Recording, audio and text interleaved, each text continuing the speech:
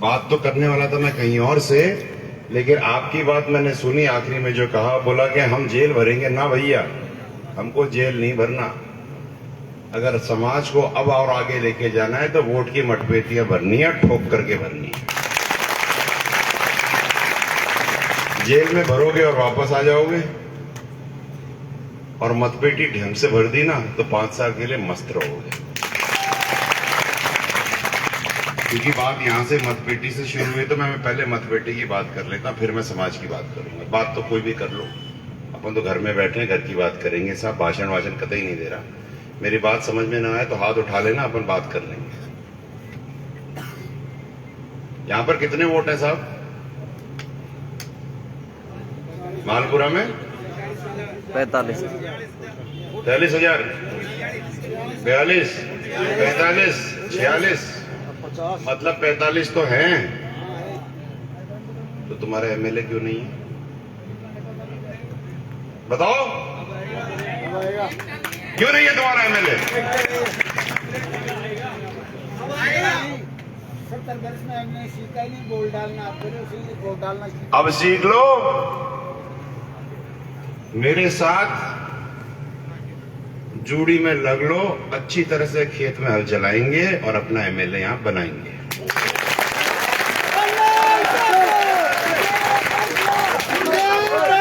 जिस समाज का वोट बैंक 45,000 हो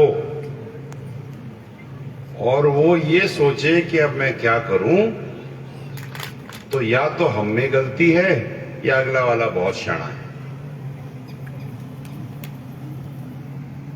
मैं तो केवल कह सकता हूं, आप सुन सकते हो, सुधरना आपको है, मुझे नहीं। मैं तो कह के चला जाऊंगा, मेरा तो वोटिंग कार्ड भी यहां का नहीं है। करोगे तो आप अपने मन की, लेकिन जो भी आप अपने मन से करोगे ना साहब, उसका असर ना तो सीआर पे पड़ने वाला है, ना डीआर पे पड़ने वाला है, तुम्हारे बच्चों के भविष्य पे पड़ने वाला है। क्योंकि भैया करेगा तो वो स्कूल तो वही खोलेगा। सुन लो भाई, बात बाद में कर लेना। स्कूल भी आपका एमएलए खोलेगा, टीचर भी वही लगाएगा, ट्रांसफर भी वही करेगा। आपके थाने में जब भैंस चोरी हो जाएगी तो उसको भी वही निकलवाएगा, ट्रैक्टर भी वही छुड़वाएगा। छुड़वाने के काम भी उसके तो डलवाने के काम भी उसके। भाई देख लो, ये तो सिक्का है, अगर एक तरफ एक लिखा है तो दूसरी तरफ अशोक है। या तो इस तरफ चला लो या उस तरफ चला लो, या उछाल लो, देख लो तो किस्मत में क्या आता है। मैं तो कह रहा हूं उछालने की जरूरत नहीं, सिक्का रखो साइड में, ठोक करके वोट दो, तुम्हारा काम हो जाएगा। ये तो रही मालपुरा की बात। अब आपको पूरे राजस्थान की समझा देता हूं।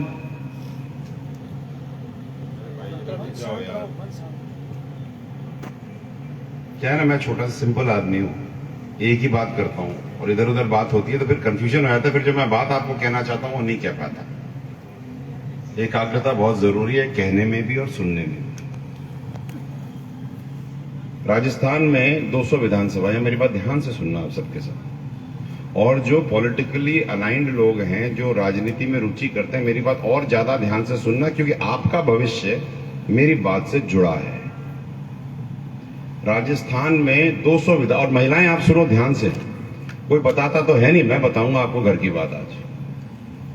200 विधानसभाएं राजस्थान में, उसमें से 75 विधानसभाएं ऐसी हैं जिसमें एमबीसी समाज के 31,000 से लेकर के 78,000 वोट हैं, और उनमें से एक मालपुरा भी है। अब इसमें ताली बजाने की क्या बात है? ये तो शुरू से ही है।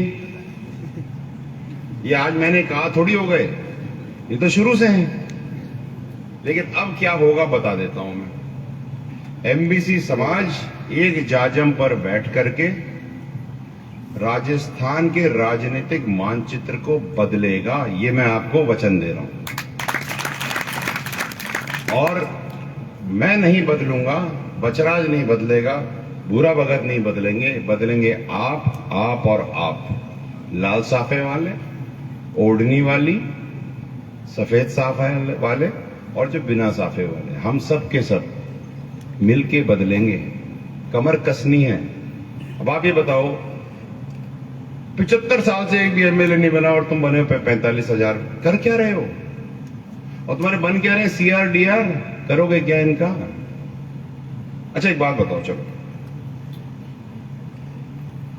यहां पर जो जिस भी दो पार्टियां हैं अमूमन, और उसके तीसरी तो पार्टी कोई है नहीं मोटी मोटी, तो इन दो पार्टियों में गुर्जर कितने हैं संगठन में बताओ? नहीं है ना? तो ये किस गेड़ा को गा रहे हो? तो मुझे ये रुक जा भाई, मुझे ये बताओ कि कौन सी केड़ा गा रहे हो? और जो दोनों पार्टियों में हमारे समाज के जो लोग उनमें काबिज हैं, तुम मुझे बताओ कि तुम समाज के लिए पार्टी में बैठ के कर क्या रहे हो? क्या कर रहे हो? कुछ नहीं। क्या कर रहे हो? कुछ नहीं। भाई 1 साल बचा है, करना शुरू कर दो, नहीं तो 1 साल बाद समाज तो कुछ ना कुछ करेगा, फिर उस करने में आप नहीं होगे, ये मैं गारंटी से बता रहा हूं। क्योंकि राजनीतिक सीढ़ी चढ़ना समाज के लिए बहुत अच्छा है, कुछ लोगों के लिए अच्छा होता है, लेकिन अगर उस राजनीतिक सीढ़ी के चक्कर में अगर समाज पीछे रह जाए ना, तो ये ठीक बात नहीं है, गलत बात है। तो मैं आप सबसे निवेदन करता हूं कि अगर हमारे पास 75 विधानसभाएं हैं जिसमें हम काबिज करते हैं, तो 37 MLA तो राजस्थान में हम बनाएंगे, और उनमें से एक मालपुरा भी होगा।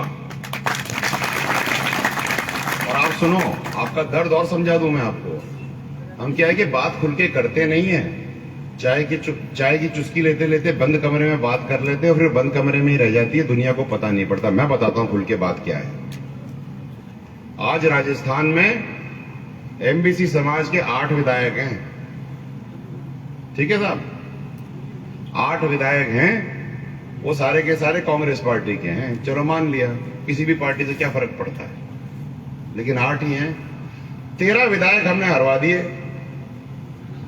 13 और 8 कितने होते हैं भैया? 8 9 10 21। अगर हमने वो पागलपने में नहीं हरवाए होते महाराज, तो हमारे 21 MLA होते, 8 नहीं होते। समझ रहे हो? क्या करवा लिया तुमने अपना? और आज आपको पूछ कौन रहा है? बताओ। नहीं बताओ, ऐसे मुंह टाक के को पूछ रहा है आपको? कोई बात करता है आपकी? तो जब आपकी कोई बात करता नहीं, जिसको आपने जिता दिया वो आपकी बात नहीं करता, जिसको आपने हरा दिया वो आपके साथ खड़ा नहीं होता, तो तुम कौन सी खेड़ा गा रहे हो भैया? कौन से जुम्मे घूम रहे हो? बताओ, है क्या आपके पास?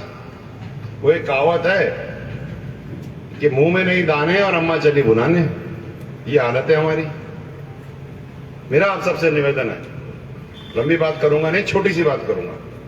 कमर कस लो, और इसके लिए कमर कसो कि राजनीति में MLA बने ना बने वो तो बात की बातें हैं। सबसे पहले राजनीतिक तौर से संगठित हो जाओ, जिससे कि आपकी आने वाली नस्लें जो हैं उनके लिए स्कूल मिल जाए, पीने का पानी मिल जाए, स्कूलों में टीचर मिल जाए, और आप लोग कहीं खड़े हो पाओ।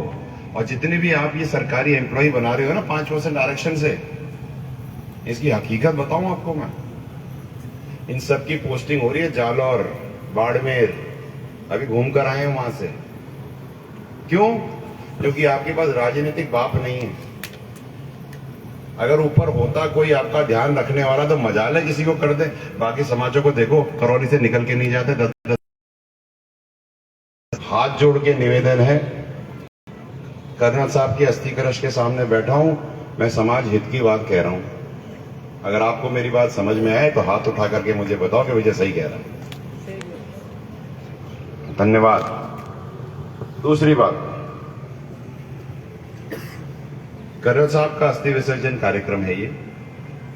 हम 17 तारीख से निकले हुए हैं, और कर्नल साहब की अस्थियों का हम पूरे राजस्थान में 5000 किलोमीटर और करीब 27 दिन का कार्यक्रम है, हम जा रहे हैं। जैसे भगत जी ने बताया कि हम हर जगह, हमको हजारों की तादाद में लोग मिलते हैं कि कर्नल साहब को अपनी श्रद्धांजलि देते हैं। इस पूरे कार्यक्रम का अंत होगा 12 तारीख को पुष्कर में।